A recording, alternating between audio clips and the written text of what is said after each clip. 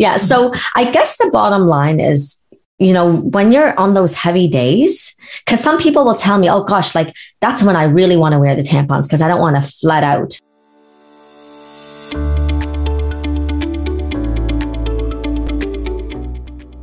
Good morning, everyone. It is 10:11 on Friday, and it is the week of Canadian Infertility Awareness Week. And, we could go do deep dives all about infertility in itself, but really we want to go back to the basics. I'm Mary Wong, and I'm a traditional Chinese medicine practitioner in Toronto, and I will be joined by Dr. Tanya Wild, our naturopathic doctor from Alive Holistic Health. And before we do so, she actually has a bit of a technical issue. So the show must go on. I promised that we would be on at 10. We're a little late, but it's important for us to share our secrets with you. So we're going to start with menstrual health. And the very basics is, when you have a period, what are you using and why is that important? And so what happens in Chinese medicine, we talk about how the blood flows, how it comes out of our bodies, and its ability to flow freely. That is the most important thing. And when it comes, so I guess the bottom line is, when you're on those heavy days, because some people will tell me, oh gosh, like that's when I really want to wear the tampons because I don't want to flood out. Be very back to the basics. And could it possibly impact your overall health, your menstrual health, as well as your fertility health? Possibly. And here's why. So, traditionally people use in these days the menstrual pad, menstrual tampons, right? So if we're going to go pads or tampons, as a practitioner of Chinese medicine, we always say, let's use pads. And the reason being is that it's important to allow what I just mentioned. We want the blood to flow out freely. Why? Because if it doesn't, it's going to cause stagnation. And I always like to equate the example of when you have a vase of flowers, and you have water, of course, to feed the flowers to keep it thriving. Well, what happens if you don't change that water?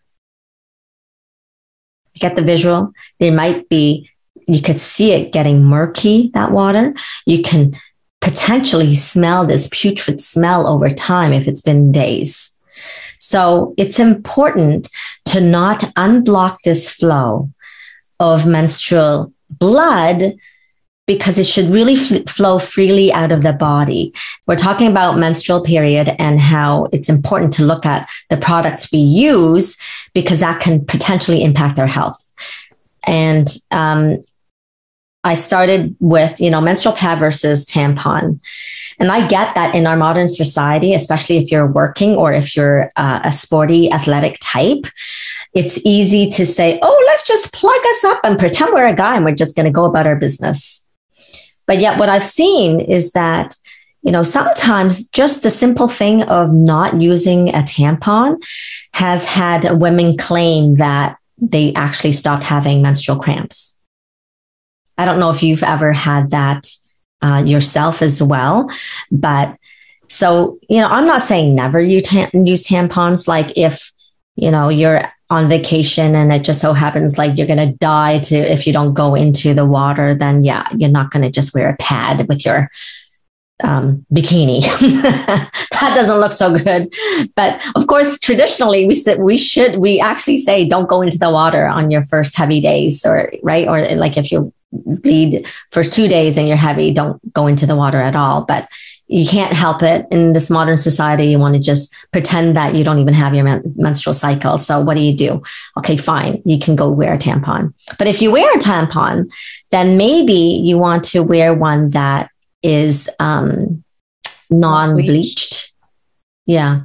Right. Yeah. So there are products like that. But then I think you're more of the expert about the menstrual cup. Do you want to start speaking to that? I certainly can. I used one years ago because I thought as a student it would save me money, better for the environment. And I was trying different approaches to reduce menstrual cramping because I had endometriosis very obviously back then. And apparently, most American women will menstruate for about 39 years, right? And on average, they'll start menstruating at 12 years old. So imagine how many, tampons and pads you could save. I think it was like, I was just pulling it up here, about 2,400 days will be menstruating over a lifetime. So imagine the number of tampons that, it's about 6.5 years of bleeding. So single, yeah, right. I never thought of it in that perspective. No, so if you look at, I'm a numbers girl, so of course. Like break it down, right? So, and then a single menstruator will literally save somewhere between 5,000 and 15,000 tampons or pads in their lifetime if they switch over. Yes. So there's some important things to learn though about the Diva cup or any menstrual cup, doesn't have to be a brand name or anything. It's important to recognize that if you're not comfortable, say with tampons or, inserting something, that it's a little bit of a process to like kind of switch over. Cause I remember being like sweating in the bathroom and stressed out trying to insert this, this cup as a young woman. It's a little bit awkward. So you have to take this cup and fold it and then insert when you're comfortable. A foot up onto the toilet seat helps, and then breathing and then relaxing. And then once it gets past that, the like external, kind of like the vaginal ring, and it pops open inside and it just holds there, and you can leave it in for the day. And switch it out when you're at home, which makes it convenient depending on how heavy your bleeds are. And each cup holds about 30 mil, and the average woman will kind of menstruate between 60 and 90 mil unless they're a heavy menstruator, in which case then they would want to change out their pads more often. And that's 60 to 90 mil for the whole cycle. So it's kind of nice because you can even use it diagnostically if you are curious about a woman's, the heaviness of their cycles. Pads will often even have on their boxes like the number of mil it will collect. And if it's, front to back full, you can learn about how many pads a woman's going through in her cycle, and then calculate how many mil she's losing and kind of define if she's having a heavy period. So then why don't we just go into that? So why don't you tell us what is considered too light, too heavy, and just right in terms of flow? Right. So I think that, you're not going to measure because that's, something that, not everyone's going to want to do that and get a cup or a menstrual cup. Right. So what I think is pretty normal is, wearing a menstrual pad and you're changing it every 3 to 4 hours, maybe more often when you go to the bathroom for hygiene purposes. Right. Some people don't want to like leave it on, even if it's, half full or whatever. But let's say you left it in just to see how long it would take for it to kind of get full front to back. So like that first day, every 3 to 4 hours, you're changing it out and it's slightly full, front to back, like 3/4. And then at night, you don't leak through, like you can wear it through the night. And then day 1, 2, 3, it kind of fades out. So it gets less and less. Somebody who's really heavy would be changing their menstrual pads every, like, a regular one every 2 hours, sometimes every hour. Obviously, the more number of days you're changing it out, the heavier it would be. Like if you're having a super heavy period, you'd be changing it every hour or two through the first 3 to 5 days. And normal healthy cycle would be, the first 2 to 3 days heavy, and then it trails out and it lasts 5 days. Right. Switching over to pads. And then of course, when we look at fertility, especially of those women that have thin uterine lining, they sometimes panic because they're like, oh my goodness, I barely have a menstrual flow. Right. So it is a way to gauge, but it's not 100%, especially if you're utilizing fertility drugs too. And, people are expecting to bleed, and meanwhile they've been on estradiol. So like, a hormonal drug and there's nothing happening. So it's like, it's actually okay and normal to not have anything happen before you go to a frozen embryo transfer. if they're silencing the body so much, right? So that does happen, or with Lupron, right? Another one. But I think that's really helpful. Yeah. And what's fascinating is that we aren't told when we're given the birth control pill, often at a young age, that if you are on the pill, the birth control pill, for more than 5 years, perhaps you're going on it for menstrual pain or acne or irregular cycles. We don't get a lesson on why we're going on the pill or how it helps or how it affects our ovulation often. I wish there was more of that conversation. And, but if you go on it for too long, it can thin your lining. It can actually thin. That's a consequence later if you're on it for, let's say, 15 or 20 years, which can then impact your fertility later. So it's a good idea to, like, if you want to go on a birth control pill, for perhaps, beyond like trying to avoid conception, maybe it's more because you do have serious painful periods and you haven't figured out a strategy to address that, then try to cap it at 5 years. Because after that, that's when all the risks go up. The risks of breast cancer, the risks, because it's, like the progestins, like the synthetic hormones, and then the risks of thinner lining and other complications. So it's not that the birth control is bad. It's a great solution to, serious acne in short term, but trying to get to the root cause is really helpful, and trying to cap it. And then what is considered a thin, light cycle would be essentially like you don't even need a menstrual pad, right? Or you're using like a thin liner. Panty liner. Yes, that's right. Yeah, exactly. And so when you say this, I just don't want to raise fear for those people that are saying, oh my gosh, but I have already been on the pill for 10, 15, 20 years, because there are lots of women that are in that category. So if you're in that place, it's like, well, maybe you want to consider getting off now and see what your baseline is. So we're not going to panic, but it's like, we're going to deal with where you're at.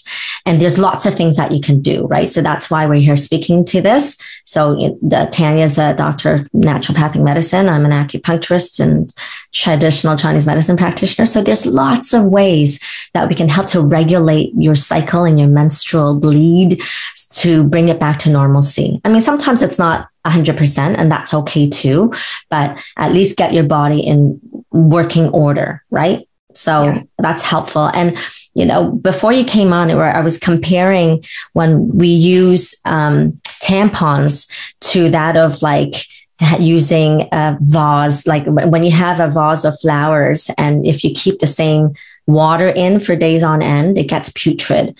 And so what we're saying is, for people that are using tampons, you really do need to switch it out quickly. Right? Because we don't want anything to fester, and it's just not healthy. And in terms of the menstrual cup, I was kind of like wavering, like, I don't know if it's really bad, because you're taking the cup out and the blood sticks into the cup. So it's a little different than the tampon. So you have to have good hygiene with it. It's important to wash it with soap and water at the end of the day and between uses. And then where actually you can just use water between uses, but you want to make sure that it's not, let's say, between menstrual cycles, just kind of left with just soap and water. You want to sterilize it at the end of each cycle. So boil it in water. Otherwise, you can develop bacterial vaginosis, like an unstable bacterial environment. It can impact that. Oh, so that's interesting, because I see some women with BV, right? When they're trying to conceive as well, it's discovered then, because normally you don't really test it. And now there's more of a trend towards testing. How is your microbiome in the, in your nether regions, and just to see if for receptivity. And a lot of times you get BV now, bacterial vaginosis. So I wonder if one of the reasons why, right? It could be. It could also be tampon use, and so it is important, I think, to if you're going to use these things, kind of maybe get some advice from doctors to make sure that you're using it right. And I mean, we don't have these conversations, right, with doctors about tampons and cups and menstrual pads, and even reusable cloth ones are nice, like the menstrual pads, or even there's underwear now that you can wear that you can just wash between. Yes, right? Exactly. I think that would probably be the best, right? But in an ideal world, you could do that. But what if you're sporty, like you were saying, I heard as I was jumping on, like if you're going into swimming or something like that, you can't wear, you know, you have Right. to wear For a competition. Right. Right. Yeah. So I guess the bottom line is, you know, when you're on those heavy days, because some people will tell me, oh gosh, like that's when I really want to wear the tampons because I don't want to flood out, right? And leak. Yeah. So, That's when the cup is useful too. Right. But ideally, it's like in Chinese medicine, we say, actually, that's the time when you really wanted to let it out and not use a cup or a tampon at all. And because we really want it to flow out uninhibited. And that's why some women actually get better with regards to the menstrual cramps when they're using pads or menstrual underwear. But, you know, so when you're using menstrual underwear, then the same thing, you just have to wash it a lot more. And to your point on saving money and for the environment, I think that would be way better. So the menstrual underwear is not cheap, but over time, of course, it's going to make a big impact. And it may be better for your menstrual health as well.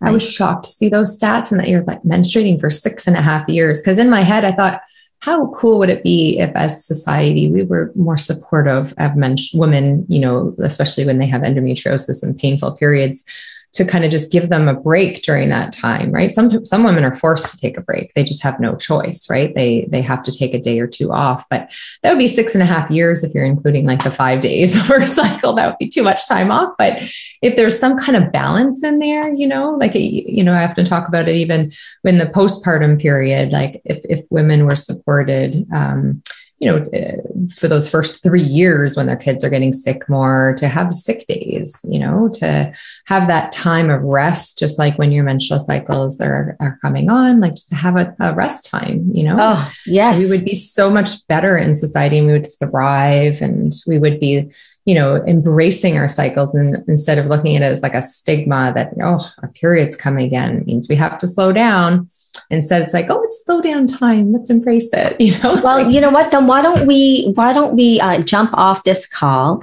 We're going to come back on live again and create a different episode with regards to that, like, you know, how to live your cycle according to your life. Because it's so important and thriving, right? Yeah. And because that it will impact how you work. Yes. And, you know, because it is true that your hormones are, and how you relate to yourself, whether you know it or not, like it or not, it's different in different phases of your cycle.